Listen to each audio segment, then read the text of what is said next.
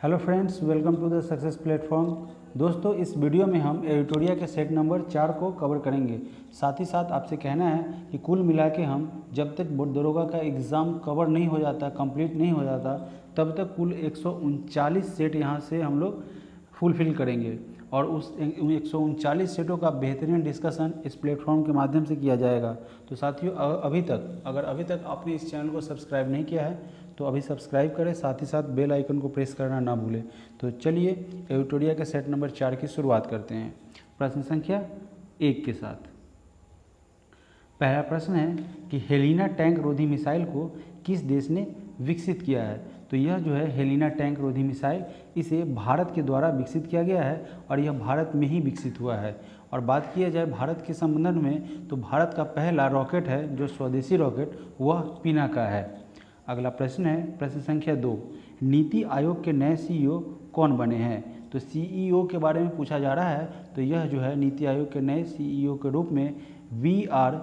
सुब्रमण्यम को नियुक्त किया गया है, यानी कि ऑप्शन नंबर ए। बात किया जाए साथियों नीति आयोग की, तो नीति आयोग की स्थापना जो है 2015 में योजना आयोग के स्थान में की गई थी। योजना स्थान, इसका नीति आयोग का पहला पूर्व नाम योजना आयोग हुआ करता था और उसके स्थान पर यह नीति आयोग की स्थापना की गई। बात किया जाए कि वर्तमान अध्यक्ष की, वर्तमान सीईओ की, तो वह वी.आर. सुब्रमण्यम है, जबकि उपाध्यक्ष सुमन बेरी बने हैं। अगला प्रश्न है प्रश्न संख्या 3।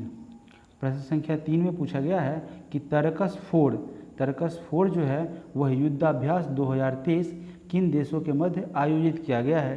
तो इस युद्धाभ्यास को भारत और अमेरिका के मध्य जो है यह तरकस फोर युद्धाभ्यास भारत और अमेरिका के बीच यह संपन्न हुआ है, जिसे चेन्नई में आयोजित किया गया था और यह एक थल सेना अभ्यास है।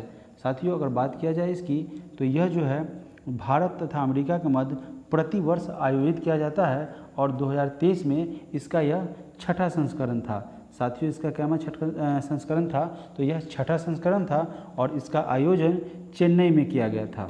अगला प्रश्न है प्रश्न संख्या 4, फैमिली डॉक्टर प्रोजेक्ट की शुरुआत किस राज्य के द्वारा शुरू किया गया है।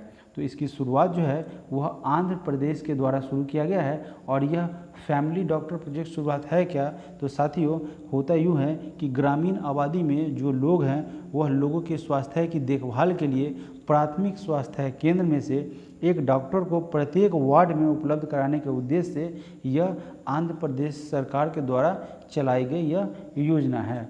अगला प्रश्न है प्रश्न संख्या 5। प्रश्न संख्या 5 में पूछा गया है कि इसरो ने अपना पहला निजी रॉकेट जो है वह किस नाम से लॉन्च किया है। तो इसरो का पहला निजी रॉकेट है, उसका नाम है विक्रम 5 साथियों, यानी कि विक्रम 5। और यह जो है इसरो की स्थापना की बात की जाए तो इसरो की स्थापना साथियों 1969 में की गई थी, 1969 में। और इसका हेडक्वार्टर है साथियों, हेडक्वार्टर की अगर बात की जाए साथियों, तो इसका हेडक्वार्टर बेंगलुरु में है। अगला प्रश्न है प्रश्न संख्या 6, भारत के 80वें यानी कि 80th ग्रैंड मास्टर कौन बने हैं। 80वें ग्रैंड मास्टर के रूप में यह वी.ए. विघ्नेश एन.आर. हैं, जो कि 80वें ग्रैंड मास्टर बन गए हैं। इसके साथ अगर बात किया जाए कि 79वें कौन बने हैं, तो साथियों वह जो है प्रणेश एम जो है वह 79वें ग्रैंड मास्टर है और 78वें ग्रैंड मास्टर कौस्तभ चटर्जी है। साथियों प्रश्न संख्या 7 नंबर प्रश्न में पूछा गया है कि अर्जुन पुरस्कार 2022 हेतु कुल कितने खिलाड़ियों का चयन किया गया है। तो इसके लिए कुल 25 खिलाड़ियों का चयन किया गया है।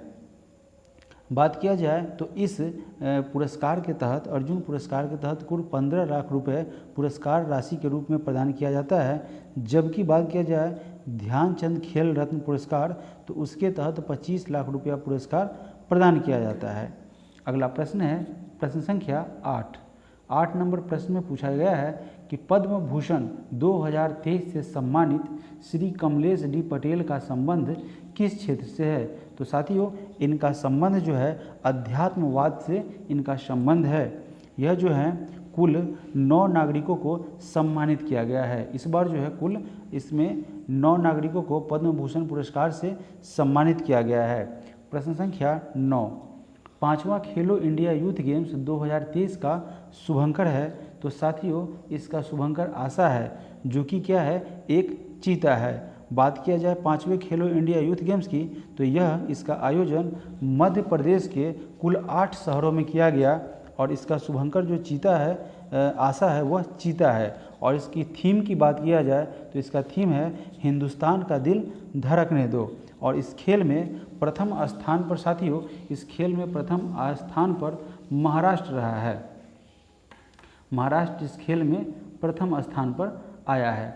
अगला प्रश्न है प्रश्न संख्या 10, पुस्तक तुम पहले क्यों नहीं आए। ठीक है, एक पुस्तक लिखा गया है जिसका शीर्षक है तुम पहले क्यों नहीं आए, उसके लेखक कौन है। तो साथियों इसको जो है कैलाश सत्यार्थी के द्वारा लिखा गया है, जो कि एक नोबेल प्राप्तकर्ता लेखक हैं। और बात किया जाए इसकी, तो यह एक प्रसिद्ध पुस्तक है, प्रसिद्ध पुस्तक है जिन्हें कैलाश सत्यार्थी के द्वारा लिखा गया है। प्रश्न संख्या 11 नंबर प्रश्न में पूछा गया है कि नए संसद भवन का डिजाइन किस कंपनी ने किया है। तो यह डिज़ाइन जी है वह HCP प्रोजेक्ट के तहत किया गया है। और बात किया जाए तो यह HCP एंड प्लानिंग कंपनी है, उसका नाम है HCP एंड प्लानिंग कंपनी। जबकि इसके निर्माण की अगर बात किया जाए, डिज़ाइन तो HCP ने कर दिया और इसके निर्माण की बात की जाए तो इसका निर्माण टाटा प्रोजेक्ट लिमिटेड के द्वारा किया गया है साथियों। ठीक है, निर्माण की बात किया जाए तो वह टाटा प्रोजेक्ट के द्वारा इसका निर्माण किया गया है साथियों, टाटा प्रोजेक्ट। अगला प्रश्न है प्रश्न संख्या 12। प्रश्न संख्या 12 में पूछा जा रहा है, प्रश्न संख्या 12 कह रहा है कि सभी गांवों में ऑप्टिकल फाइबर बिछाने का लक्ष्य कब तक रखा गया है। तो साथियों यह लक्ष्य जो है 2025 तक रखा गया है। और बात किया जा रहा है, प्रश्न आपसे पूछ रहा है गांव के संबंध में। ठीक है, तो यह इसका लक्ष्य 2025 तक रखा गया है। जबकि सेवा क्षेत्र में यह 1 ट्रिलियन लक्ष्य रखा गया है, कब तक के लिए, 2030 के लिए। यह सेवा क्षेत्र की बात किया जाए तो इसमें 1 ट्रिलियन, ठीक है, 1 ट्रिलियन का लक्ष्य रखा गया है। और यह ट्रिलियन जो है 1 ट्रिलियन, उसे पूरा कब तक करने का लक्ष्य रखा गया है साथियों, तो उसे 2030 तक पूरा करने का लक्ष्य रखा गया है। अगला प्रश्न है प्रश्न संख्या 13, सियोल शांति पुरस्कार 2022 से किसे सम्मानित किया गया है। तो इसमें सियोल शांति पुरस्कार टिम बर्नर्स-ली को प्रदान किया गया है। बात किया जाए तो यह प्रति 2 वर्षों पर दक्षिण कोरिया के द्वारा दिया जाने वाला सियोल शांति पुरस्कार है। ठीक है, जो 2022 हेतु WW खोजकर्ता टिम बर्नर्स-ली को इसके लिए चुना गया है। और 2018 में यह पुरस्कार प्रधानमंत्री नरेंद्र मोदी को दिया गया है। अगला प्रश्न है प्रश्न संख्या 14 नंबर प्रश्न में पूछा गया है कि एशिया का सबसे बड़ा ट्यूलिप गार्डन का निर्माण कहाँ किया जा रहा है। तो इसका निर्माण जो है वह श्रीनगर में किया जा रहा है। और बात किया जाए इससे संबंधित तो जम्मू नगर के श्रीनगर में एशिया का सबसे बड़ा यह ट्यूलिप गार्डन है और इसका निर्माण पर्यटकों को आकर्षित करने के उद्देश्य से किया जा रहा है। अगला प्रश्न है प्रश्न संख्या 15, जुआरी ब्रिज जो हाल ही के दिनों में चर्चा में रहा है उसका संबंध है। तो साथियों उसका संबंध गोवा से है। हुआ यूँ है कि एशिया का यह दूसरा सबसे लंबा केबल वाला 8 लेन का जुआरी पुल है और यह गोवा में है। और इस पुल की अगर लंबाई की बात किया जाए तो साथियों इस पुल की लंबाई जो है वह जुआरी ब्रिज की लंबाई 640 मीटर है साथियों, 640 मीटर। अगला प्रश्न है प्रश्न संख्या 16, किस आईआईटी ने वाटर्न Q5 री इमेजिंग एजुकेशन अवार्ड जीता है। तो साथियों यह पुरस्कार जो है वह IIT मद्रास ने जीता है। IIT मद्रास ने वाटर्न Q5 री इमेजिंग एजुकेशन अवार्ड जीता है और इस अवार्ड को शिक्षा का ऑस्कर भी कहा जाता है। आप इसे याद कर लेंगे, परीक्षा के दृष्टिकोण से मेरे हिसाब से यह महत्वपूर्ण प्रश्न है, तो आप इसे याद रखेंगे। यह IIT मद्रास ने जीता है। कौन सा पुरस्कार? वाटर्न Q5 री इमेजिंग पुरस्कार। अगला प्रश्न है प्रश्न संख्या 17, रक्षा मंत्रालय ने किसके साथ डोर्नियर विमान खरीदने के लिए समझौता किया है। तो यह समझौता हाल के द्वारा किया गया है। हाल ये क्या है, यह जो है हाल एक विमान बनाने वाली कंपनी है। रक्षा मंत्रालय ने इसके लिए 6 डोर्नियर विमान खरीदने के लिए हाल के साथ एग्रीमेंट किया है और इसके लिए 667 करोड़ रुपए खर्च किए जा रहे हैं। हाल की स्थापना की बात की जाए तो हाल की स्थापना 1940 में किया गया था साथियों। हाल की स्थापना 1940 में किया गया है और इस डोर्नियर विमान खरीदने के लिए कुल 667 करोड़ रुपए खर्च किए जाएंगे। अगला प्रश्न है प्रश्न संख्या 18। हार्निवल महोत्सव 2022 का आयोजन नागालैंड में किया गया है। इसके उद्घाटनकर्ता कौन है? तो यह इसके उद्घाटनकर्ता जो है वह जगदीप धनखड़ है, जो भारत के साथियों उपराष्ट्रपति हैं। भारत के उपराष्ट्रपति। प्रतिवर्ष नागालैंड में हार्निवल महोत्सव मनाया जाता है और 1 से 10 दिसंबर 2022 तक यह चला था। तो कुल 10 दिनों तक यह फेस्टिवल होता है और यह कहाँ होता है साथियों? नागालैंड में होता है। अगला प्रश्न है प्रश्न संख्या 19। जनवरी 2023 में भारतीय वायुसेना का कौन सा लड़ाकू विमान दुर्घटनाग्रस्त हो गया था? यानी कि एक्सीडेंट हो गया था, वह दुर्घटनाग्रस्त क्षतिग्रस्त हो गया था। तो साथियों वह था सुखोई 30 और मिराज 2000, यानी कि ऑप्शन नंबर डी। ये दोनों के दोनों मध्य प्रदेश के मुरैना में दुर्घटनाग्रस्त हो गया था। अगला प्रश्न है प्रश्न संख्या 20। मलेशिया ओपन 2023 बैडमिंटन का खिताब पुरुष युगल में यानी कि पुरुष एकल वर्ग में किसने जीता है? तो साथियों यह पुरस्कार विक्टर एक्सेल्सन के द्वारा जीता गया है। विक्टर एक्सेल्सन ने यह मलेशिया ओपन 2023 बैडमिंटन का पुरुष एकल का खिताब जीता है और यह जो है इनका संबंध जो है वह डेनमार्क से है। साथियों इनकी बात की जाए तो इनका संबंध जो है वह डेनमार्क से है। इनका संबंध डेनमार्क से है। और साथ ही बात किया जाए कि महिला एकल का खिताब किसने जीता है? तो महिला एकल का खिताब अकाने यामागुची, जिनका संबंध जापान से है, उन्होंने यह जीता है। यह महिला एकल में इन्होंने जीता है, महिला एकल में जीता है और इनका संबंध साथियों जापान से है। इनका संबंध जापान से है। अगला प्रश्न है प्रश्न संख्या 21 नंबर में पूछा गया है कि महिला T20 वर्ल्ड कप 2022 का खिताब ऑस्ट्रेलिया ने किसे हराकर जीता है?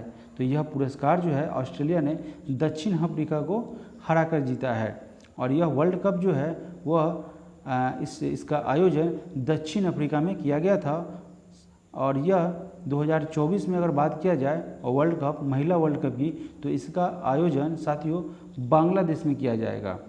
अगला प्रश्न है प्रश्न संख्या 22 नंबर प्रश्न में पूछा गया है कि मिस अर्थ 2022 का खिताब किसने जीता है? तो यह मिस अर्थ 2022 का खिताब जो है वह मिन सू चोई ने जीता है, जिनका संबंध साउथ कोरिया से है। साथियों इनका संबंध जो है वह साउथ कोरिया से, ये साउथ कोरिया की रहने वाली है, साउथ कोरिया की। अगला प्रश्न है प्रश्न संख्या 23। हाल ही में H3N2 वायरस चर्चा में रहा है। यह H3N2 वायरस क्यों चर्चा में रहा है? तो साथियों यह इन्फ्लुएंजा के कारण, यह एक इन्फ्लुएंजा वायरस है। ये आपका राइट आंसर हो जाएगा। इसे आमतौर पर हांगकांग फ्लू के नाम से भी जाना जाता है। आप याद रखेंगे हांगकांग फ्लू के नाम से किसे जाना जाता है? इन्फ्लुएंजा वायरस, जिसका नाम है H3N2। अगला प्रश्न है प्रश्न संख्या 24। ऑस्कर 2023 के हेतु भारत की ओर से कितने फिल्मों को शामिल किया गया है? यानी कि कितने फिल्मों को शॉर्टलिस्ट किया गया है? तो कुल मिला के ऑस्कर 2023 के लिए 3 फिल्मों को शॉर्टलिस्टेड किया गया है। इस फिल्म में शॉर्ट फिल्म कैटेगरी में द एलिफेंट विस्पर ने बेस्ट डॉक्यूमेंट्री फिल्म का अवार्ड जीता है। अगला प्रश्न है प्रश्न संख्या 25। पूछा जा रहा है कि हाल के दिनों में माउंट मेरापी ज्वालामुखी विस्फोट चर्चा में रहा है और इसका संबंध किस देश से है? तो साथियों यह जो है इंडोनेशिया का मेरापी ज्वालामुखी, माउंट मेरापी ज्वालामुखी है और यह इंडोनेशिया के है। बात किया जाए माउंट मेरापी ज्वालामुखी की तो यह एक सक्रिय ज्वालामुखी है। अगला प्रश्न है प्रश्न संख्या 26। बाब अल मांडेब जल संधि किसे जोड़ती है? तो यह जो है हिंद महासागर को साथियों लाल महासागर से जोड़ती है। और यह जो है बात किया जाए तो फारस की खाड़ी एवं ओमान की खाड़ी को हॉर्मुज जल संधि जोड़ती है। अगला प्रश्न है प्रश्न संख्या 27 नंबर प्रश्न में पूछा गया है साथियों कि निम्नलिखित में से कौन सी भारत की नवीनतम पर्वत श्रेणी है? ये नवीनतम पर्वत श्रेणी के संदर्भ में प्रश्न पूछा गया है। तो यह जो है हिमाद्री श्रेणी है, वह नवीनतम पर्वत श्रेणी है, भारत की सबसे नवीनतम पर्वत श्रेणी। और बात किया जाए तो इस श्रेणी का निर्माण जो है साथियों, इस श्रेणी का निर्माण टर्सरी युग में हुआ था। टर्शियरी युग में इसका निर्माण हुआ था। और यह एक नवीन मोड़दार पर्वत है, याद रखेंगे यह एक नवीन मोड़दार पर्वत है। अगला प्रश्न है प्रश्न संख्या 28, मोड़ एवं पूर्णा किसकी सहायक नदी है? तो साथियों यह ताप्ती की सहायक नदी है। और ताप्ती की बात किया जाए तो ताप्ती पश्चिम भारत में बहने वाली नदी है साथियों। ताप्ती जो है पश्चिम भारत में बहने वाली नदी है, पश्चिम भारत में बहने वाली नदी है ताप्ती। अगला प्रश्न है प्रश्न संख्या 29 नंबर प्रश्न में पूछा गया है कि निम्नलिखित में कौन कोर इंडस्ट्री का उदाहरण है? तो साथियों बात किया जाए कोर इंडस्ट्री की तो यह होता क्या है? तो कोर इंडस्ट्री उसे कहते हैं जिसका अर्थव्यवस्था पर गुणक प्रभाव पड़ता है, यानी कि एक बृहद प्रभाव पड़ता है। जैसे कि कोर क्षेत्र में कोयला, विद्युत, कच्चा तेल, इस्पात और सीमेंट ये सारे के सारे शामिल किए जाते हैं। यानी कि यहाँ भी वो सारे के सारे कोयला, विद्युत, पेट्रोलियम सारे ऑप्शन में दे रखे हैं। तो इसका ऑप्शन हो जाएगा right answer option number D. अगला प्रश्न है प्रश्न संख्या 30 नंबर प्रश्न में पूछा गया है कि बोरो जनजाति निवास करते हैं। तो बोरो जनजाति का निवास स्थान कहाँ है साथियों? तो वह है गारो पहाड़ियों में। यह बोरो जनजाति गारो पहाड़ियों में निवास करती है। यह जो है वह भारत के पूर्वी भागों में सर्वाधिक पाया जाता है। और बात करें तो वह मुख्य रूप से असम, मेघालय तथा मिजोरम में पाया जाता है साथियों। और यह अमेजिन बेसिन की मुख्य जनजाति बोरो है। आपसे पूछा जाए कि अमेजिन बेसिन की मुख्य जनजाति कौन सी है तो वह साथियों बोरो है। आप इसे भी ध्यान रखेंगे। अगला प्रश्न है प्रश्न संख्या 31, निम्नलिखित में कौन भारत का सबसे ऊंचा जलप्रपात है? तो साथियों कुंचिकल जलप्रपात जो है वह भारत का सबसे ऊंचा जलप्रपात है। और इसकी ऊंचाई जो है लगभग 455 मीटर है साथियों। 455 मीटर इसकी ऊंचाई है। और यह कर्नाटक में वराही नदी पर स्थित है। इसे नोट डाउन करेंगे। यह जो है कर्नाटक में वराही नदी पर यह जो है कुंचिकल जलप्रपात बनाया गया है, उसका निर्माण किया गया है। अगला प्रश्न है प्रश्न संख्या 32, भारत के किस द्वीप का उद्गम ज्वालामुखी से हुआ है?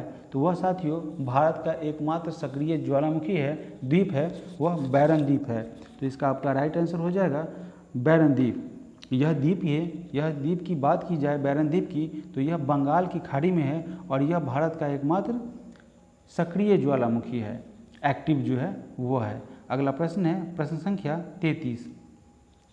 33 नंबर प्रश्न में पूछा गया है कि किस भारतीय राज्य की सीमा बांग्लादेश से नहीं लगती? तो पहले तो साथियों जानेंगे कि किसकी सीमा जो है वह बांग्लादेश से लगती है। भारत की कौन कौन से राज्य जो है उसकी सीमा बांग्लादेश से लगती है, पहले ये जानेंगे और फिर समझेंगे कि कौन सी नहीं लगती है। तो साथियों असम, मिजोरम, मेघालय, तो इसमें ऑप्शन में दिया हुआ है मिजोरम लगेगी, ठीक है, मेघालय लगेगी और त्रिपुरा, बंगाल ये सारे के सारे लगेंगे। तो ये साथियों यहाँ पे कौन सा नहीं लगेगा? तो यह मणिपुर। आपका राइट आंसर साथियों मणिपुर हो जाएगा।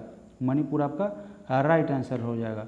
बात किया जाए तो कुल जो है बांग्लादेश के साथ 5 भारतीय राज्यों की सीमा लगती है और सबसे लंबी सीमा पश्चिम बंगाल से है। अगला प्रश्न है प्रश्न संख्या 34, निम्न में से कौन सी एक संवैधानिक संस्था नहीं है? यहाँ संवैधानिक पूछा जा रहा है, आप गौर करेंगे संवैधानिक और संविधिक संस्था में अंतर होता है। तो यह जो है साथियों वह मानवाधिकार आयोग, ठीक है, वह मानवाधिकार आयोग संवैधानिक नहीं बल्कि सांविधिक संस्था है। जिसका गठन मानवाधिकार आयोग संरक्षण अधिनियम 1993 के द्वारा किया गया था। ठीक है, इसका गठन जो है मानवाधिकार संरक्षण अधिनियम 1993 के तहत किया गया था। अगला प्रश्न है प्रश्न संख्या 35 नंबर प्रश्न में पूछा गया है कि निम्न में से कौन सी आयोग द्वारा की गई प्रत्येक सिफारिशों को संसद के प्रत्येक सदन में के समक्ष रखवाएगा।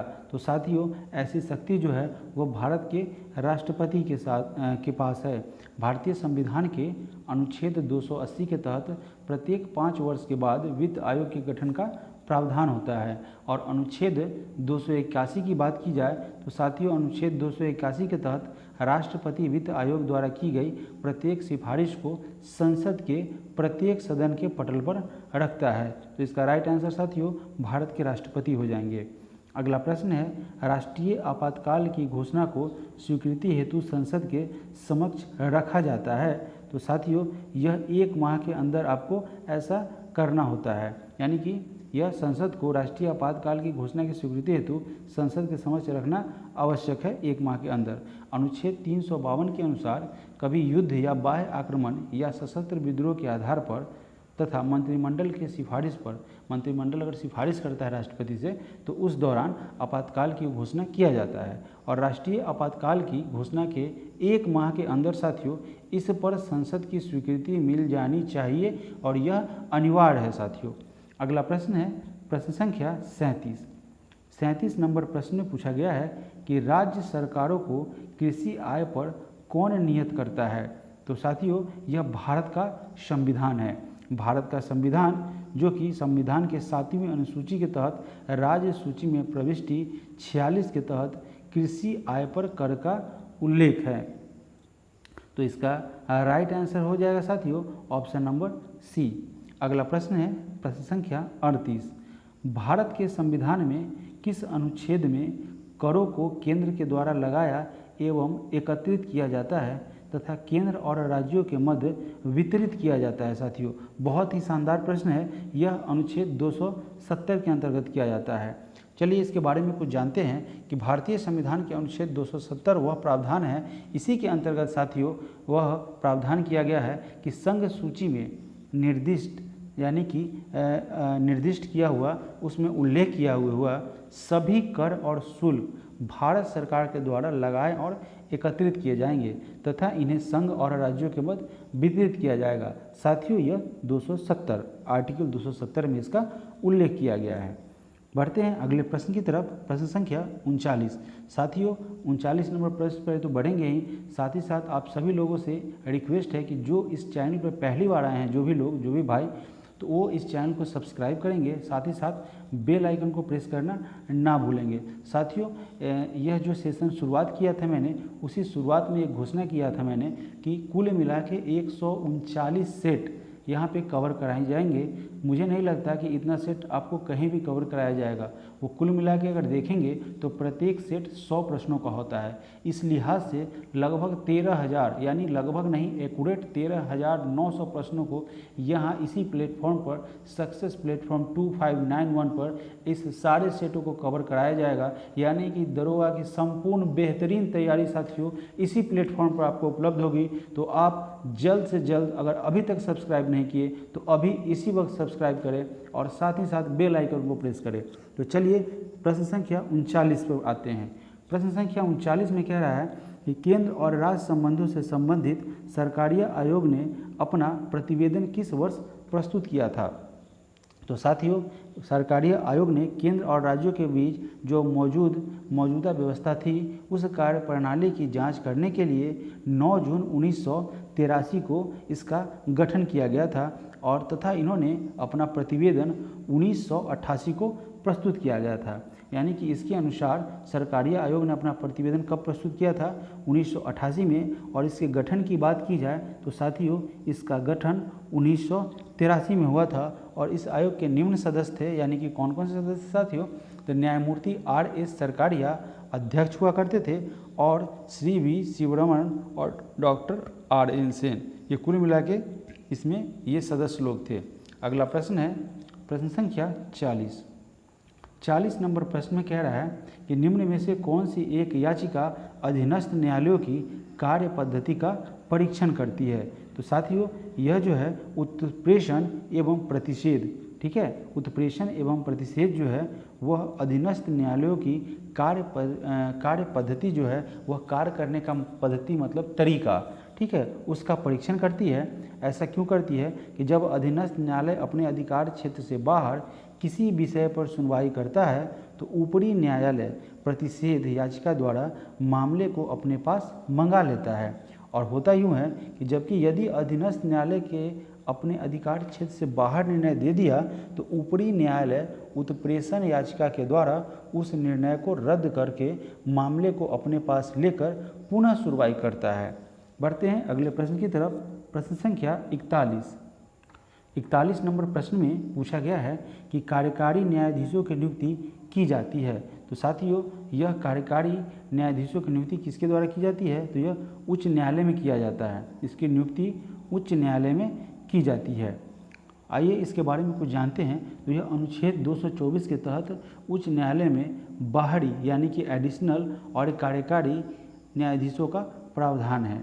और अनुच्छेद 224(1) के अनुसार यदि किसी उच्च न्यायालय के कार्य में किसी अस्थायी कार्य के विरुद्ध के कारण या उसके कार्य में बकाया होने के कारण राष्ट्रपति को यह प्रतीत हुआ, यानी कि राष्ट्रपति को ऐसा लगा कि उस न्यायालय के न्यायाधीश की संख्या को बढ़ा देना चाहिए, यानी कि बढ़ाना ऐसा जरूरी है, तो साथियों राष्ट्रपति समक्ष रूप से अर्हित व्यक्तियों को 2 वर्ष के अनधिक की ऐसी अवधि के लिए नियुक्त करेगा, यानी कि अतिरिक्त 2 वर्ष उनका कार्यकाल में अधिक 2 वर्ष के लिए उन्हें नियुक्त कर दिया जाएगा राष्ट्रपति के द्वारा, अगर उनको ऐसा निहायत जरूरी लगता है तो।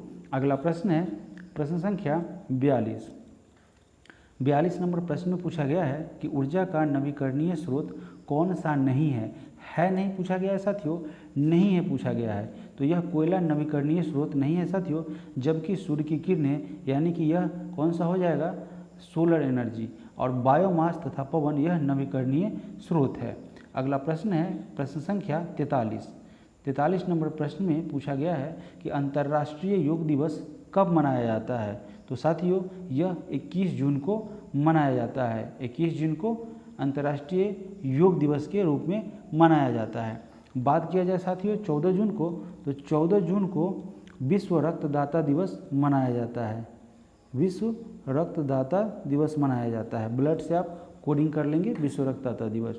और 21 मार्च को विश्व वानिकी दिवस मनाया जाता है साथियों। 21 मार्च को विश्व वानिकी दिवस। और 22 मार्च आप भूलेंगे नहीं, वर्ल्ड वाटर डे साथियों, world WORLD world water day. जब तक पेन नहीं आ जाता साथियों, मैंने ऑर्डर कर दिया है, तब तक तो हैंड राइटिंग ऐसे ही रहेगी। इसके लिए आप लोग सहयोग करेंगे। अगला प्रश्न है प्रश्न संख्या 44 नंबर प्रश्न में पूछा गया है कि प्रो कबड्डी लीग की शुरुआत कब हुई थी। तो साथियों इसकी शुरुआत 2014 में हुई थी। और प्रथम खेल आयोजन का अगर पूछा जाए कि प्रो कबड्डी लीग का पहला आयोजन कहाँ पे हुआ था साथियों, तो इसका आयोजन मुंबई में हुआ था। अगला प्रश्न है प्रश्न संख्या 45 नंबर प्रश्न में पूछा गया है कि निम्नलिखित में से वायुमंडल किसकी सघनता में वृद्धि से अधिकतम ग्लोबल वार्मिंग हो सकती है साथियों। तो जब कार्बन डाइऑक्साइड की मात्रा बढ़ेगी तो ग्लोबल वार्मिंग जाहिर सी बातें होगी, ठीक है। वायुमंडल के ताप में वृद्धि करने वाली प्रक्रियाओं को सामूहिक रूप से ग्रीन हाउस प्रभाव कहा जाता है। ग्रीन हाउस प्रभाव के लिए सबसे ज़्यादा उत्तरदायी गैस, जो अगर सबसे ज़्यादा जिम्मेवार गैस है तो वह कार्बन डाइऑक्साइड गैस है। अगला प्रश्न है प्रश्न संख्या 46 नंबर प्रश्न में पूछा गया है साथियों कि क्ले कोट, ठीक है, क्ले कोट तथा हार्ड कोट इसका संबंध किस खेल से है। तो साथियों इसका संबंध लॉन टेनिस से है। क्ले कोट और लॉन टेनिस जो है वह क्ले कोट और हार्ड कोट का यूज लॉन टेनिस में किया जाता है। अगला प्रश्न है प्रश्न संख्या 47। भारत में शेयर बाजारों के लिए मुख्य नियंत्रक का कार्य कौन करता है। तो साथियों यह security exchange board of India यानी कि सेबी जो भी है शेयर मार्केट को कंट्रोल करता है, रेगुलेट करता है, नियंत्रित करता है और जितने भी कार्य हैं उन सभी को संपादित करता है। बात की जाए सेबी की तो इसकी स्थापना 12 अप्रैल 1988 को हुई थी साथियों। 12 अप्रैल 1988 को सेबी की स्थापना हुई थी और सेबी अधिनियम 1992 के तहत वैधानिक मान्यता, इसे वैधानिक रूप से मान्यता साथियों 30 जनवरी 1992 को प्राप्त हुई, यानी कि इसे वैधानिक रूप से लीगल रूप से मान्यता 30 जनवरी 1992 को दी गई। और इसके मुख्यालय की बात किया जाए तो साथियों इसका मुख्यालय मुंबई में स्थित है और इसका क्या कार्य है तो यह प्रतिभूति बाजार में निवेशकों के हितों की संरक्षण तथा प्रतिभूति बाजार को उचित उपायों के माध्यम से विनिमय एवं विकसित करती है, साथ ही साथ इसे संचालित करती है। इसके अलावा स्टॉक एक्सचेंज तथा किसी भी अन्य प्रतिभूति बाजार के व्यवसाय का नियमन करती है। अगला प्रश्न है प्रश्न संख्या 48 नंबर प्रश्न में पूछा गया है कि CBFC इसका पूर्ण रूप क्या है साथियों। तो इसे केंद्रीय फिल्म प्रमाणन बोर्ड के रूप में जानते हैं, जिसका फुल फॉर्म होता है साथियों central board of film certification. इसका ऑप्शन हो जाएगा ऑप्शन नंबर ए। यह क्या करता है, किसी भी फिल्म को आपको रिलीज करना नहीं है उससे पहले इसकी परीक्षण करता है कि आपत्तिजनक या विवादित किसी भी प्रकार की यह जो है वह जांच करने के बाद यह फिल्म को रिलीज करने का अधिकार देती है। वह यह अधिकार कौन देती है साथियों, तो यह देती है केंद्रीय फिल्म प्रमाणन बोर्ड। अगला प्रश्न है प्रश्न संख्या 49। निम्नलिखित में से किसने ग्रामीण गरीबी उन्मूलन के लिए पूरा मॉडल बनाने की वकालत की थी। तो यह पूरा वकालत जो है वह डॉक्टर APJ अब्दुल कलाम के द्वारा यह कंसेप्ट दिया गया था। बात किया जाए साथियों तो यह क्यों किया गया था, तो ग्रामीण क्षेत्र में जो गरीब उन्मूलन है उसको विकसित करने के लिए यह पूरा मॉडल को अपनाया गया था और यह डॉक्टर कलाम साहब की यह मॉडल था। यह डॉक्टर कलाम साहब के सुझाव पर इसे अपनाया गया था। और इसके बारे में अगर बात किया जाए कि पूरा का फुल फॉर्म क्या है, यानी कि पूर्ण रूप क्या है, तो साथियों इसे provision of urban amenities to rural area के नाम से जानते हैं। आप नोट करना चाहते हैं तो नोट कर लेंगे कि provision of urban amenities to rural area. अगला प्रश्न है प्रश्न संख्या 50। देश तथा उसके राजधानी के संबंध में कौन सा विकल्प गलत है साथियों, यानी कि इसमें से गलत कौन सा है। तो चलिए ऑप्शन को देखते हैं। वेनेजुएला है उसकी राजधानी साथियों कराकास है, तो ये आपका राइट आंसर हो जाएगा, यानी कि ये ऑप्शन आपका राइट हो जाएगा और हमें गलत ढूंढना है।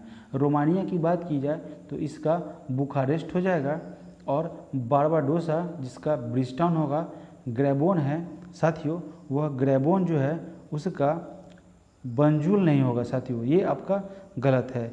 गैबोन जो है उसकी राजधानी लिब्रिविले हो जाएगी। ठीक है, गैबोन की राजधानी जो है साथियों ये क्या हो जाएगी, लिब्रिविले।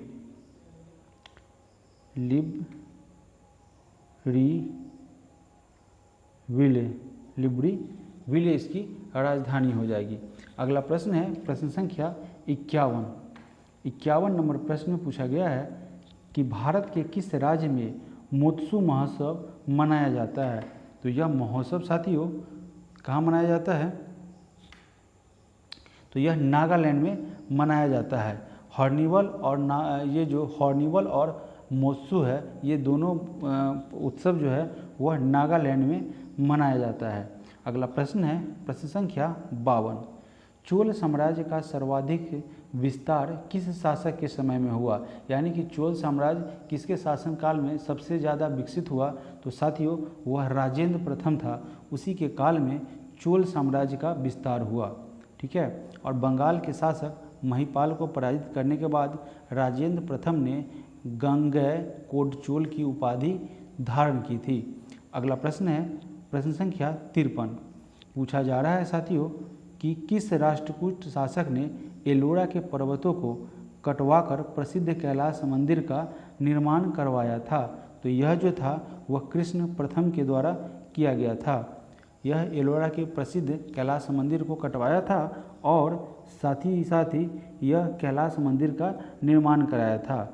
इनमें 1 से 12 तक बौद्ध और 13 से 29 तक हिंदुओं एवं 30 से 40 तक जैन गुफाएं हैं। इसको नोट करेंगे। बोला जा रहा है कि इसमें 1 से 12 तक बौद्ध, 13 से 29 तक हिंदू एवं 30 से 34 तक जैन गुफाएं हैं। कहाँ पे है साथियों? कैलाश मंदिर में। अगला प्रश्न है प्रश्न संख्या 54। निम्न में से कौन सा वैदिक साहित्य नहीं है साथियों? तो यह पुराण जो है वह वैदिक साहित्य नहीं है, जबकि वेद, उपनिषद, आरण्यक यह क्या था? वैदिक साहित्य है। तो आपका आंसर सी राइट आंसर हो जाएगा। अगर बात किया जाए तो वेद, संहिता, ब्राह्मण, आरण्यक तथा उपनिषद ये सारे के सारे वैदिक साहित्य हैं। साथियों ये सारे के सारे वैदिक साहित्य है और इसे श्रुति साहित्य के नाम से जाना जाता है। अगर आपसे पूछा जाए कि वैदिक साहित्य का दूसरा नाम क्या है, तो यह श्रुति साहित्य, यानी कि इसका कोई लिखित नहीं है, ये सुना गया था। ठीक है, यह उस समय जो यह बना था साहित्य, यह सुन के, इसलिए इसे श्रुति साहित्य के नाम से जाना जाता है। अगला प्रश्न है प्रश्न संख्या 55। 55 नंबर प्रश्न में कह रहा है कि महाविभाष सूत्र की रचना किसने किया था? तो साथियों इसकी रचना महाविभाष सूत्र के रचनाकार वसुमित्र के द्वारा किया गया था। बौद्ध धर्म के चौथी बौद्ध संगीति कनिष्क के शासनकाल में कुंडलमल, जो कि कश्मीर में स्थित है, वहाँ इस प्रसिद्ध बौद्ध विद्वान वसुमित्र की अध्यक्षता में हुई थी। तो इसका राइट आंसर साथियों वसुमित्र हो जाएगा। अगला प्रश्न है प्रश्न संख्या 56। गुजरात का अंतिम हिंदू शासक कौन था जो अलाउद्दीन खिलजी की सेनाओं का मुकाबला किया था? साथ ही यह जो है साथियों कर्ण द्वितीय था। बघेल वंश का यह बघेल वंश का क्या था? एक शासक था जो कि जिसका नाम था कर्ण द्वितीय, जो गुजरात का अंतिम हिंदू शासक था और जो अलाउद्दीन खिलजी की सेनाओं का मुकाबला किया था। अगला प्रश्न है प्रश्न संख्या 57। दिल्ली सल्तनत के समय पेंशन विभाग को कहा जाता था, तो उसे क्या कहा जाता था साथियों? दीवान ए इस्तिहाक। ठीक है, दीवान ए इस्तिहाक कहा जाता था। बात किया जाए कि दीवान ए मुस्तखराज क्या था, तो साथियों दीवान ए मुस्तखराज जो था वह वित्त विभाग हुआ करता था। दीवान ए मुस्तखराज जो था वह वित्त विभाग हुआ करता था। दीवान ए बंदगान वह दास विभाग को कहा जाता था। ठीक है साथियों, दास विभाग को दीवान ए बंदगान कहा जाता था। अगर बात किया जाए दीवान ए अर्ज की, तो यह जो है एक सैन्य विभाग हुआ करती थी। सैन्य विभाग जो हुआ करती थी उसे दीवान ए अर्ज के नाम से जाना जाता था। अगला प्रश्न है प्रश्न संख्या 58। पूछा जा रहा है कि बहमनी साम्राज्य का संस्थापक कौन था? तो साथियों यह अलाउद्दीन हसन था जिसने बहमनी साम्राज्य की स्थापना की थी। 1347 ईस्वी में हसन गंगू ने बहमनी राज्य की स्थापना की थी। ठीक है, वह अलाउद्दीन हसन बहमन शाह के नाम से सिंहासन पर बैठा था। अगर अलाउद्दीन हसन की बात किया जाए कि पूर्व नाम क्या था साथियों, तो उसका अलाउद्दीन हसन का पूर्व नाम हसन गंगू था। वह जब राजगद्दी पर बैठा तो उसने अपना नाम चेंज करके बदल करके अलाउद्दीन हसन बहमन शाह कर दिया और गुलबर्गा को इसने अपनी राजधानी बनाई और इसकी राजधानी मराठी थी। अगला प्रश्न है इसकी राजभाषा जो थी वह मराठी राजभाषा थी। अगला प्रश्न है प्रश्न संख्या 59। साथियों इस पेज का जो है पिक्चर थोड़ा धुंधला आ रहा है, फिर भी कोई दिक्कत नहीं है, हमें कंटेंट को पढ़ना है। आज जिसका ध्यान पढ़ाई पर होगा तो ये इस पिक्चर से कोई मतलब नहीं बनता है। चलिए प्रश्न संख्या 59 सिर्फ दिखाई देना चाहिए।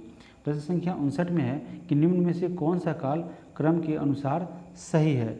तो साथियों यहाँ पे जो है वह जो है सबसे पहले अगर बात किया जाए तो रामानुजाचार्य जो कि 1017 से 1137 है। सबसे पहले रामानुजाचार्य है, तो जो कि सी और डी में नहीं है। और इनका जो है काल जो है क्रम के अनुसार 1017 से 1137 तक है। ठीक है, उसके बाद बात की जाए तो साथियों आते हैं रामानंद। रामानंद जिनके बारे में बात की जाए तो रामानंद 1299 से 1411 किसकी बात किया जा रही है? तो साथियों रामानंद की बात की जा रही है। रामानंद की ये है। और बात किया जाए रामानुजाचार्य तो उनका ये 1017 से 1137 है। तो अब देखिए रामानुजाचार्य के बाद कहाँ पे रामानंद है? तो ऑप्शन नंबर बी और ए दोनों में है। उसके बाद बात की जाए तो गुरु नानक का जो है साथियों 1469 के समय से लेके 1538 के समय तक क्यों। तो यह रामानंद के बाद Guru Nanak option number B में है, तो बी आपका राइट आंसर हो जाएगा। और साथ ही अगर बात किया जाए चैतन्य स्वामी की तो उनका समय है 1486 से 1537। इसके बारे में बात किया जा रहा है साथियों चैतन्य स्वामी की, तो इनका कार्य है, इनका समय है जो किस समय के थे? 1486 से 1535 तक।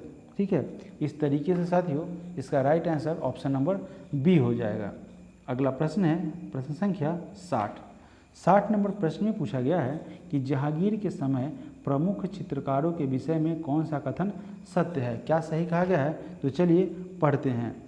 बोला गया है कि मंसूर जानवरों और फूलों के चित्र बनाने में निपुण था। मंसूर एक चित्रकार था साथियों, वह क्या था? जानवरों और फूलों के चित्र बनाने में निपुण था। ये सही है।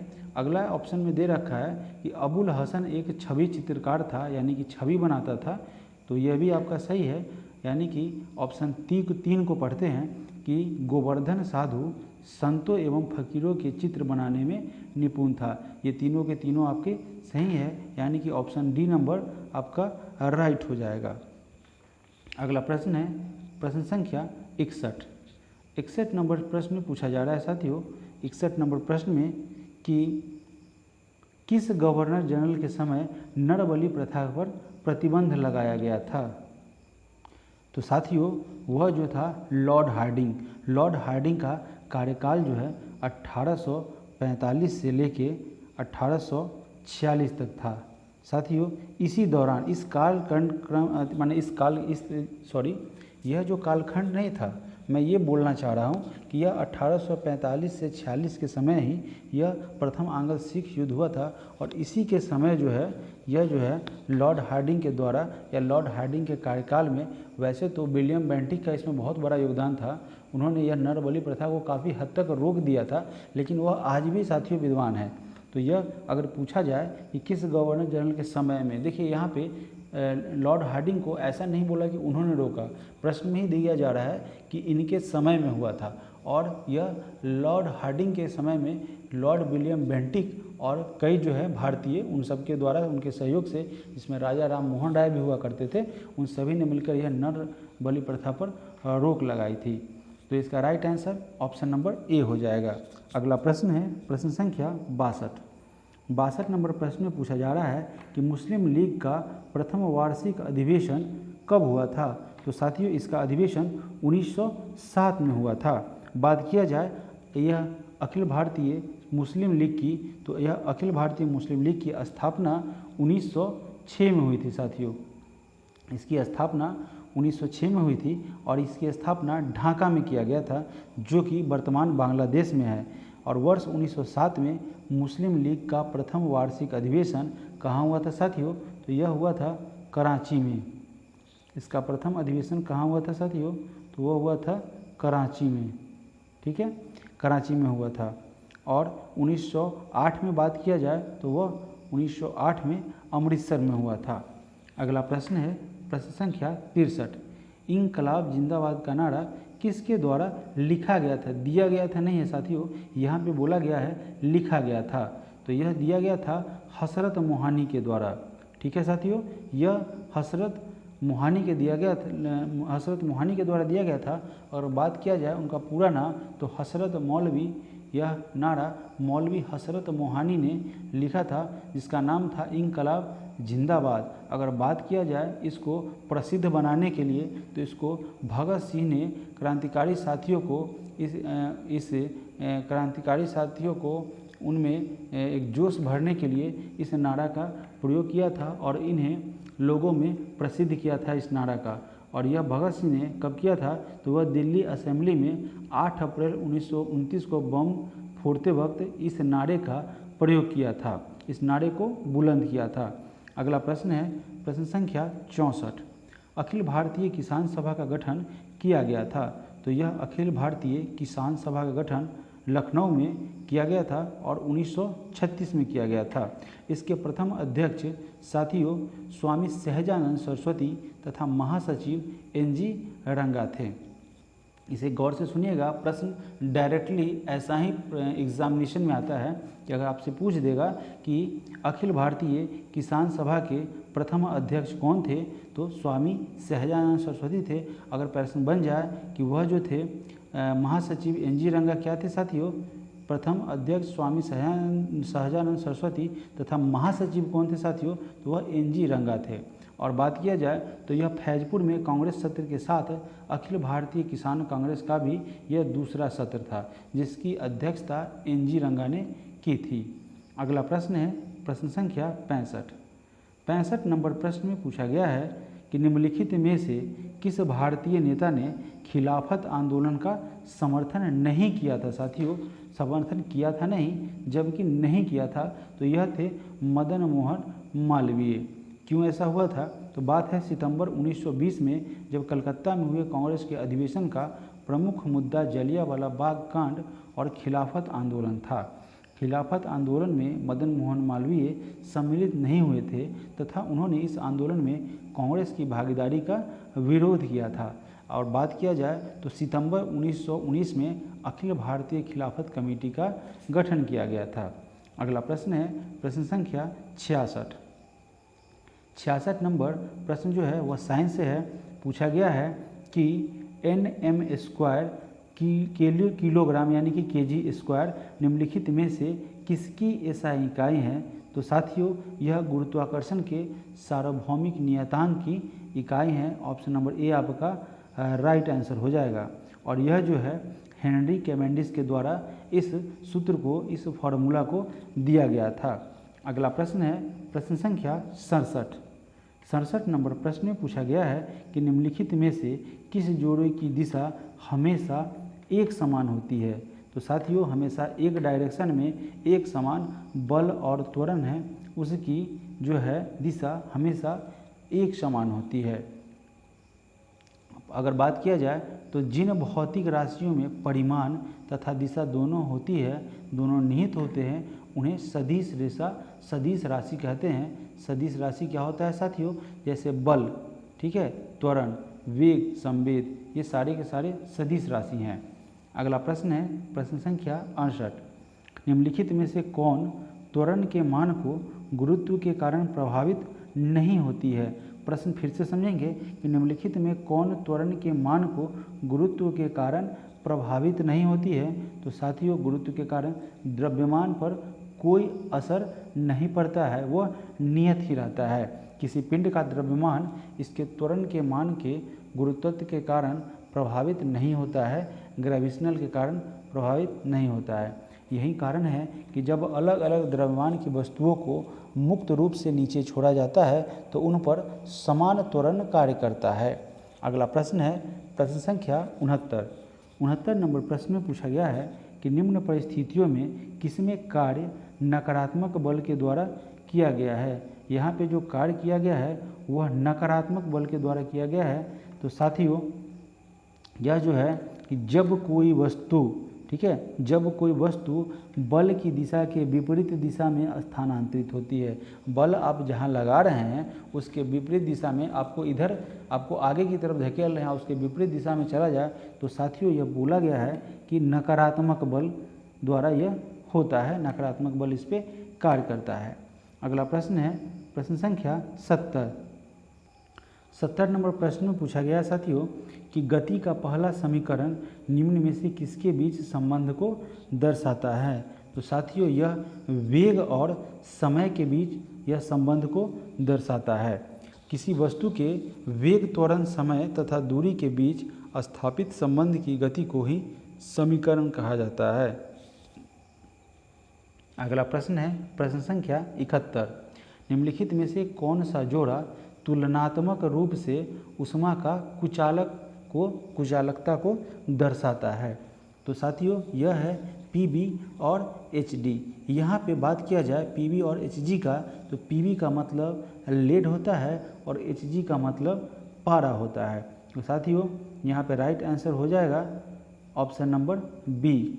अगला प्रश्न है प्रश्न संख्या 72, 72 नंबर प्रश्न है। 25 डिग्री सेल्सियस पर 25 डिग्री सेंटीग्रेड पे विभिन्न माध्यमों में ध्वनि की चाल के बारे में निम्नलिखित में से कौन सा कथन सही है? ठीक है, 25 डिग्री सेल्सियस पर साथियों ध्वनि की चाल समुद्री जल में 1531 मीटर पर सेकेंड होती है। तो ये आपका राइट आंसर हो जाएगा। और बात किया जाए तो हवा की जो है वह हवा में ध्वनि की चाल 343.59 यानी कि 343.59 मीटर पर सेकेंड होती है। तो आपका ए राइट आंसर हो जाएगा। समुद्री जल जो है उसमें ध्वनि की चाल 1531 मीटर पर सेकेंड होती है। अगला प्रश्न है प्रश्न संख्या 73, रेत और चीनी का मिश्रण डैश का एक उदाहरण है। तो साथियों यह समजातीय नहीं है जबकि अलग अलग है, यानी कि विजातीय मिश्रण है। आपका option number D right answer हो जाएगा। अगला प्रश्न है प्रश्न संख्या 74 नंबर प्रश्न में पूछा गया है कि कार्बन डाइऑक्साइड के एक मोल में होते हैं। तो कार्बन डाइऑक्साइड के एक मोल में क्या होते हैं साथियों? तो यह होते हैं, कितने अणु होते हैं? 6.022 इंटू 10⁻23 साथियों। यह ऑप्शन नंबर बी में है। यह जो है 6.022 इंटू 10⁻23 अणु, एक कार्बन डाइऑक्साइड में एक मोल में इतने अणु होते हैं। अगला प्रश्न है प्रश्न संख्या 75, विलेय और विलायक के समांग मिश्रण को क्या कहा जाता है अथवा विलेय और विलायक के समांग मिश्रण क्या कहलाते हैं? तो साथियों यह विलयन कहलाते हैं। ठीक है, यह विलयन कहलाते हैं। होता यूँ है कि जब दो या दो से अधिक पदार्थ के समांगी मिश्रण को विलयन कहा जाता है, और जैसे जब चीनी को पानी में घोला जाता है तो उसे विलयन कहते हैं। विलयन में जो पदार्थ अधिक मात्रा में होता है उसे विलायक तथा जो कम मात्रा में होता है उसे विलेय कहा जाता है। अगला प्रश्न है प्रश्न संख्या 76, किसी परमाणु के कक्ष में समायोजित किए जा सकने वाले इलेक्ट्रॉनों की अधिकतम संख्या को किस सूत्र के द्वारा दर्शाया जाता है?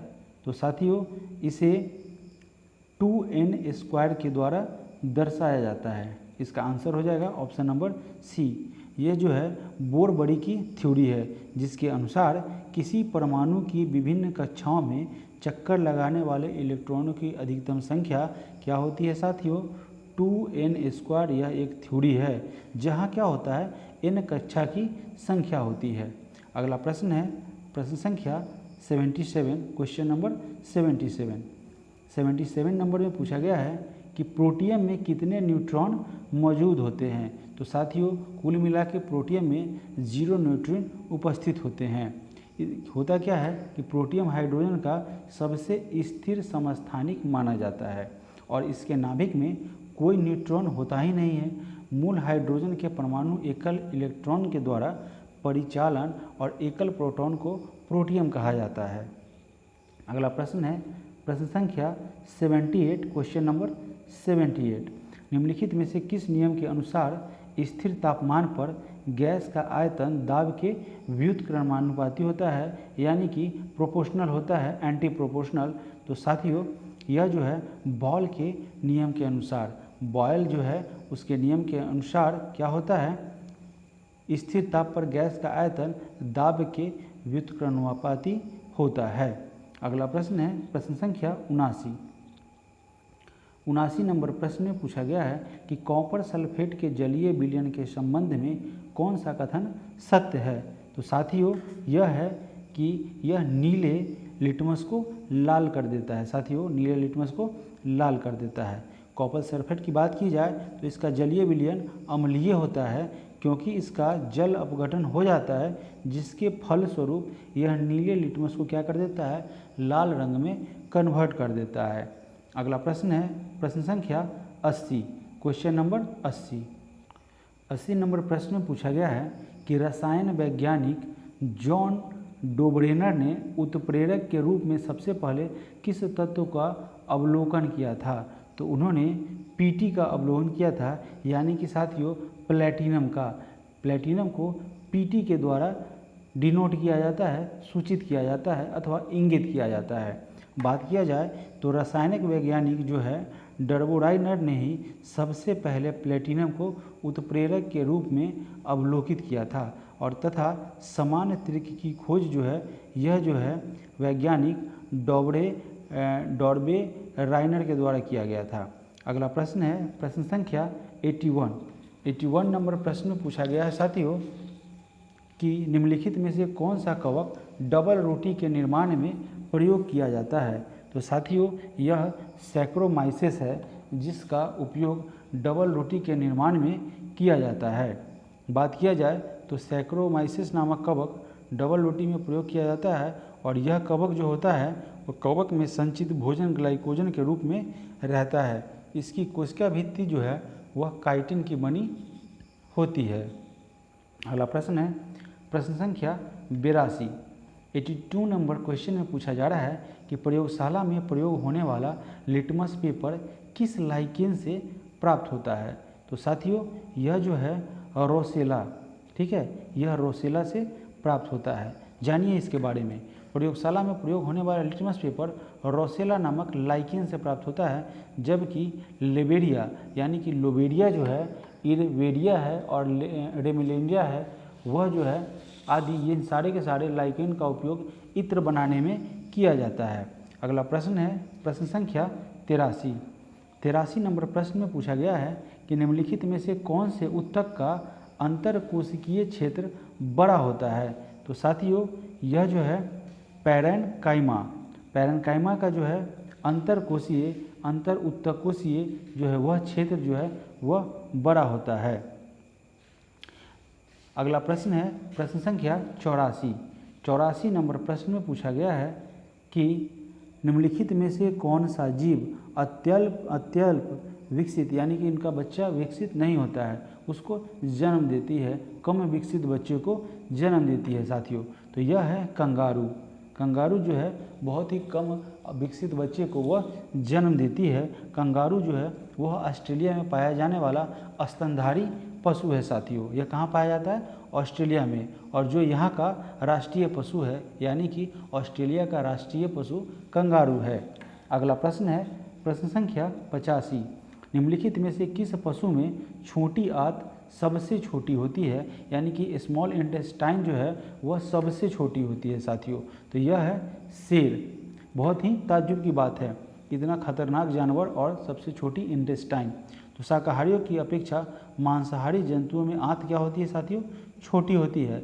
शाकाहारी में सेल्यूलोज के पाचन में ज़्यादा समय लगता है, जो कि क्योंकि एंजाइम जुगाली करने वाले जीवाणुओं द्वारा निर्मित होता है। अगला प्रश्न है प्रश्न संख्या 86 नंबर प्रश्न में पूछा गया है कि निम्नलिखित में से किसकी तुलना सैनिकों से की जा सकती है? तो साथियों इसकी श्वेत रक्त कणिकाएँ हैं यानी कि वाइट ब्लड सेल, उसकी तुलना जो है क्या किया जाता है साथियों? सैनिकों से की जाती है। ऐसा क्यों किया जाता है? तो वह जो है बीमारियों से लड़ने में, वह जो है कि अंदर में अगर कोई भी संक्रामक रोग जो है वह है, उससे लड़ने में यह क्या करता है? हमारे शरीर की रक्षा करता है लड़ करके। चलिए इसके बारे में कुछ जानकारियाँ करते हैं प्राप्त। श्वेत रक्त कणिकाएँ जो है वह मानव शरीर में सहज प्रतिरक्षा प्रणाली का महत्वपूर्ण घटक है। इन्हें ल्यूकोसाइट भी कहा जाता है। वाइट ब्लड सेल को ल्यूकोसाइट के नाम से जाना जाता है। आपने सुना होगा ल्यूकीमिया नामक बीमारी। जब यह वाइट ब्लड सेल अधिक मात्रा में बढ़ जाता है, ज़रूरत से ज़्यादा बढ़ने लगता है तेज़ी से, तो यह क्या होता है? ल्यूकीमिया बीमारी हो जाता है। किसके कारण होते हैं? इसमें एक घटक होता है ल्यूकोसाइट्स, वह बढ़ जाएगा तो ल्यूकीमिया बीमारी हो जाएगी, यानी कि ब्लड कैंसर हो जाएगा। और यह शरीर को संक्रामक रोगों से और बाह्य पदार्थों से रक्षा करने वाली प्रतिरक्षी कोशिकाएं हैं। कौन सी है? ल्यूकोसाइट्स। अतः इसकी तुलना में शरीर में लोगों से लड़ने की शक्ति होती है, इसीलिए इसे सैनिक के रूप में डिनोट किया गया है। अगला प्रश्न है प्रश्न संख्या 87। 87 नंबर प्रश्न में साथियों पूछा गया है कि सूची 1 को सूची 2 के साथ सुमेलित कीजिए। एक सूची में यहाँ पे दिया गया है, उसको दूसरे सूची से आपको मैच करना है। तो चलिए मैच करते हैं। यूकेलिप्टस, साथियों यूकेलिप्टस जो है यह एक आवृत बीजी है। साथियों यूकेलिप्टस क्या है? एक आवृत बीजी है, यानी कि ए का आपका 1 हो जाएगा। फिर बात किया जाए साइकस की, तो साइकस क्या है साथियों? यह अनावृत बीजी है, यानी कि बी का 4 हो जाएगा। सी की बात किया जाए साथियों, यानी कि फर्न, तो फर्न क्या है साथियों? यह टेरिडोफाइट है। फर्न क्या है साथियों? टेरिडोफाइट है। और बात किया जाए क्लेमिडोमोनास की, तो यह साथियों शैवाल है। इस तरीके से आपका right answer option number B हो जाएगा। अगला प्रश्न है प्रश्न संख्या 88। 88 नंबर प्रश्न में पूछा गया है कि परिपक्व शुक्राणु जो होते हैं उसका उत्पादन कहाँ होता है साथियों? यानी कि परिपक्व जो है स्पर्म शुक्राणु, उसका उत्पादन साथियों वृषण में होता है, यानी कि टेस्टिज में होता है। पुरुष में शुक्राणु का उत्पादन टेस्टिज में होता है, अर्थात वृषण में होता है। और शुक्राणु का कार्य निषेचन की क्रिया के दौरान अंडाणु कोशिका का निषेचित करना होता है। अगला प्रश्न है प्रश्न संख्या 89। निम्नलिखित में से कौन सा रोग कवक के द्वारा नहीं होता है साथियों? तो वह जो है आपको दमा कवक से हो जाता है, एथलीट फुट कवक से होता है, दाद खाज खुजली जो है वह कवक से होता है। लेकिन पेचिस की अगर बात किया जाए साथियों, तो यह पेचिस जो है वह प्रोटोजोआ के कारण फैलता है, यानी प्रोटोजोआ के कारण पेचिस होता है। प्रोटोजोआ इसी में लिख देता हूँ, प्रोटोजोआ के कारण। अगला प्रश्न है प्रश्न संख्या 90। 90 नंबर प्रश्न में पूछा गया है कि आवृत बीजियों के प्रजनन अंग पौधे के किस भाग में स्थित होते हैं? तो यह साथियों यह फूलों में इसके प्रजनन अंग जो है वह स्थित होते हैं, यहीं पे फूलों में प्रजनन अंग पाए जाते हैं। अगर बात किया जाए तो इसके अंतर्गत उन पौधों को सम्मिलित किया जाता है जिनके बीज सदैव फल के अंदर होते हैं, यानी कि अनावृत बीजीय। और ये शाक यानी कि हर्ब, झाड़ियाँ तथा वृक्ष 3 प्रकार के होते हैं। अगला प्रश्न है प्रश्न संख्या 91। 91 नंबर प्रश्न में पूछा गया है कि सस्टेनेबल डेवलपमेंट सॉल्यूशन नेटवर्क के द्वारा जारी विश्व खुशहाली रिपोर्ट कितने मानक आधार पर की जाती है? तो साथियों कुल मिला के यह 6 मानक आधार पर जारी की जाती है। अगर आपसे बात की जाए कि वह मुख्य 6 कारक क्या है जिसके आधार पर किसी भी राष्ट्र की खुशहाली की रैंकिंग की जाती है, तो साथ ही वह है प्रति व्यक्ति जीडीपी। ठीक है, आप नोट डाउन करते चलेंगे, प्रति व्यक्ति जीडीपी। और दूसरा है सामाजिक सहयोग, जहाँ पे सामाजिक सहयोग की भावना ज़्यादा है उसके आधार पर। तीसरा अगर बात किया जाए तो स्वच्छ जीवन प्रत्याशा, यानी कि साफ सुथरा जिनका जीवन प्रत्याशा है, रहने के तरीके हैं, उनके आधार पर भी होता है। ये सारे के सारे 6 पॉइंट है। और चौथी बात किया जाए तो जीवन विकल्पों के चयन की स्वतंत्रता, जहाँ पे आप अपने लाइफ को किस तरीके से जिएंगे उसको चूज करने की इंडिपेंडेंसी होती है, तो उसके बारे में। उसके बाद 5वां कारक के बारे में बात किया जाए तो उदारता। ठीक है, और छठा है भ्रष्टाचार का बोध, यानी कि पता चले, आपको पता हो कि भ्रष्टाचार आखिर होता क्या है, वैसी जानकारी होनी चाहिए। उसके आधार पर यह सस्टेनेबल डेवलपमेंट सॉल्यूशन नेटवर्क के द्वारा विश्व खुशहाली रिपोर्ट है, यानी कि वर्ल्ड हैप्पीनेस इंडेक्स जो है वह रिपोर्ट जो है वह मानव आधार पर की जाती है। अगला प्रश्न है प्रश्न संख्या 92। 92 नंबर प्रश्न में पूछा गया है कि न्यूनतम आवश्यकता कार्यक्रम तथा काम के बदले अनाज कार्यक्रम का संबंध किस पंचवर्षीय योजना से है? तो साथ ही इसका संबंध जो है 5वीं पंचवर्षीय योजना से है, यानी कि ऑप्शन बी आपका राइट आंसर हो जाएगा। बात किया जाए तो इसकी शुरुआत जो है, इसकी शुरुआत 1975 में हुई थी। इस 5वीं पंचवर्षीय योजना की शुरुआत साथियों 1975 में की गई थी। अगला प्रश्न है प्रश्न संख्या 93। 93 नंबर प्रश्न में पूछा गया है कि आय के वितरण में व्याप्त विषमताओं को प्रदर्शित करने वाले वक्र को क्या कहा जाता है? तो साथियों उसे लॉरेंज वक्र के नाम से जानते हैं। आखिर क्या होता है साथियों? तो जब आय के वितरण में व्याप्त विषमताओं को जिस मापदंड के द्वारा आप प्रदर्शित करते हैं उसे लॉरेंज वक्र कहा जाता है। इन्होंने एक वैज्ञानिक थे लॉरेंज, उन्होंने यह सिद्धांत दिया था, उन्हीं के नाम पर इसका नाम लॉरेंज वक्र पड़ा है। लॉरेंज वक्र वस्तुतः आर्थिक विषमताओं की माप करता है। अगला प्रश्न है प्रश्न संख्या 94। 94 नंबर प्रश्न में साथियों पूछा जा रहा है कि निम्नलिखित में से किस समिति का संबंध हथकरघा के विकास से है? तो साथियों इसका संबंध जो है मीरा सेठ समिति व हथकरघा समिति से इनका संबंध है। अगर बात किया जाए महाजन समिति की तो इनका संबंध जो है साथियों वह चीनी उद्योग से है। अगर साथ ही साथ बात किया जाए भंडारी समिति की तो इनका क्षेत्रीय ग्रामीण बैंक, ठीक है ना, रीजनल रूरल बैंक RRB, इससे आप समझ सकते हैं। और साथ ही साथ बात किया जाए सरकारिया समिति तो यह केंद्र तथा राज्य से है। साथियों इसका संबंध केंद्र तथा राज्य से है, ठीक है, केंद्र तथा राज्य से है। अगला प्रश्न है प्रश्न संख्या 95। 95 नंबर प्रश्न में पूछा गया है कि भारतीय औद्योगिक पुनर्निर्माण बैंक की स्थापना कब हुई थी? तो साथियों इसकी स्थापना जो है वह 1985 में की गई थी, ठीक है। भारतीय औद्योगिक पुनर्विकास बैंक की स्थापना 1985 में की गई थी। अगला प्रश्न है अब यहाँ से साथियों 96, 97, 98, 99 और 100 कुल 5 प्रश्न जो है वो मैथ सेक्शन से है, तो उसे मैं आपके सामने अभी सॉल्व करता हूँ। पूछा जा रहा है कि 5, 20, 80 से लेकर के यानी कि डॉट डॉट 5120 में कुल कितने पद है साथियों? तो इसे सॉल्व करेंगे, इसका एक फॉर्मूला होता है। तो चलिए साथियों सॉल्व करते हैं। दोस्तों इसका एक फॉर्मूला होता है साथियों। फॉर्मूला क्या होता है? तो मैं फॉर्मूला आपके सामने अभी लिख रहा हूँ। इसका फॉर्मूला साथियों, इसका फॉर्मूला है TN is equal to AR यानी A into R to the power N-1। ये इसका फॉर्मूला होता है। जहाँ पे साथियों बात किया जाए तो A क्या है साथियों? वह पहला पद है। इसको आराम से समझेंगे, दिमाग में छप जाएगा। A क्या है साथियों? पहला पद है। और बात किया जाए साथियों यहाँ पे R की, तो R क्या है साथियों? R जो है वह सर्व अनुपात है, यानी कि अगला। यह क्या है साथियों? सर्व अनुपात। आराम से समझेंगे, सर्व अनुपात है।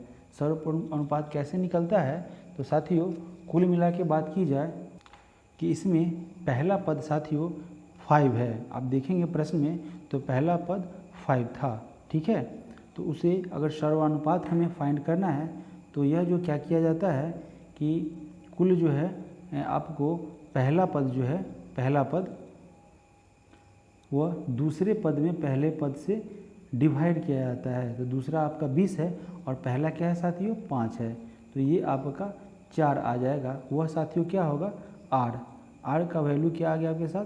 4।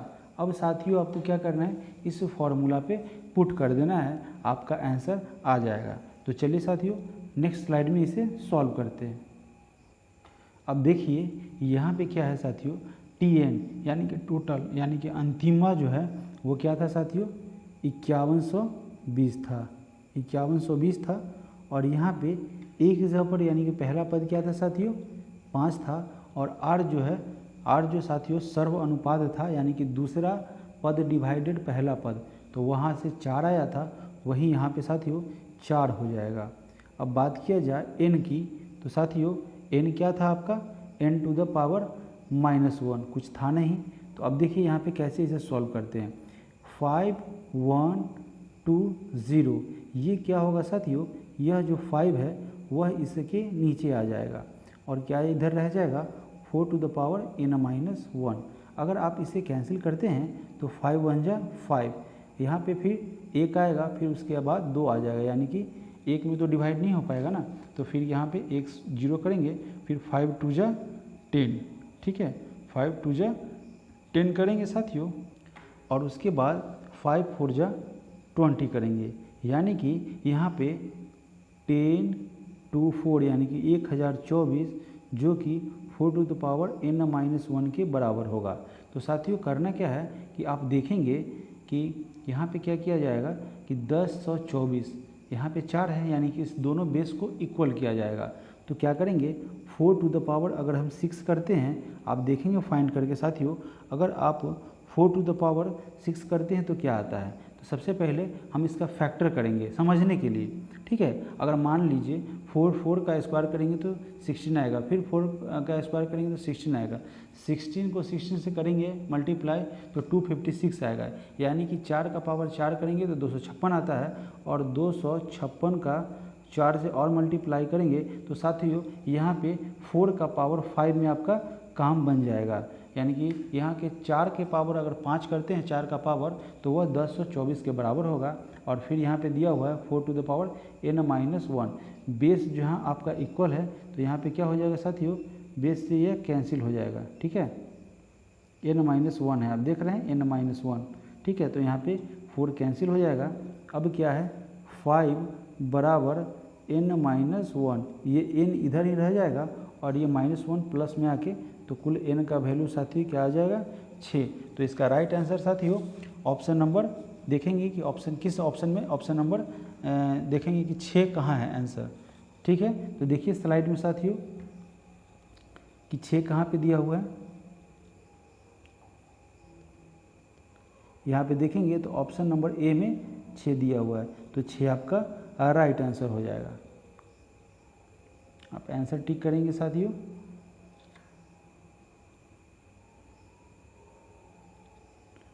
आपका राइट आंसर हो जाएगा। अब चलिए अगले प्रश्न की तरफ, प्रश्न संख्या 97 नंबर प्रश्न में चलते हैं कि पूछा क्या जा रहा है। चलिए 97 नंबर प्रश्न को देखते हैं, बारी बारी से समझते हैं, क्योंकि बिना समझाए तो मैं जाने वाला नहीं हूँ मैथ सहित। 97 नंबर प्रश्न में कह रहा है, पढ़ेंगे इसको पहले आराम से, इजीली बनेगा।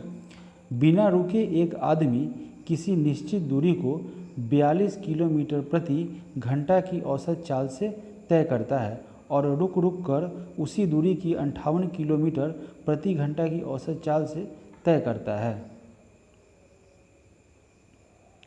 साथियों तो यह जो तय करता है तो ज्ञात करो कि वह प्रति घंटे कितने मिनट रुकता है। अब समझिए, कह रहा है कि बिना रुके कितना चलेगा 42 किलोमीटर प्रति घंटा, ठीक है, और जब वह रुक रुक के चलता है तो वह कितना चलता है 28 किलोमीटर प्रति, अगर मान लीजिए उसका रुका हुआ अगर ये कर देंगे, सबको ऐड करेंगे तो इसका क्या हो जाएगा 28 किलोमीटर पर आवर।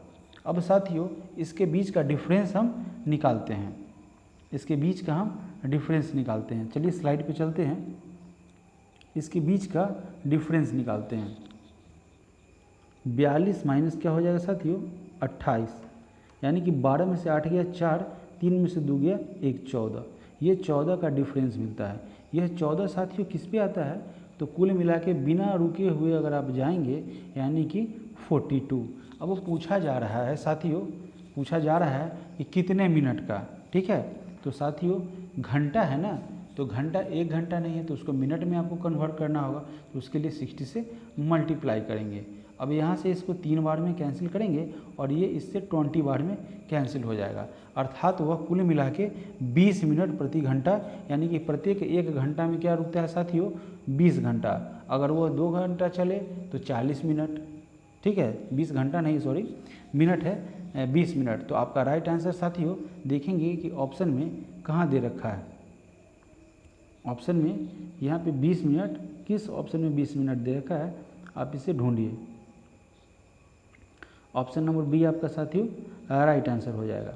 अगला प्रश्न है कि एक परीक्षा में 35% छात्र जो है वह गणित में फेल हुए, ठीक है, 35% जो है छात्र वह गणित में फेल हुए और 25%, ठीक है, 25% जो है वो अंग्रेजी में फेल हो गए।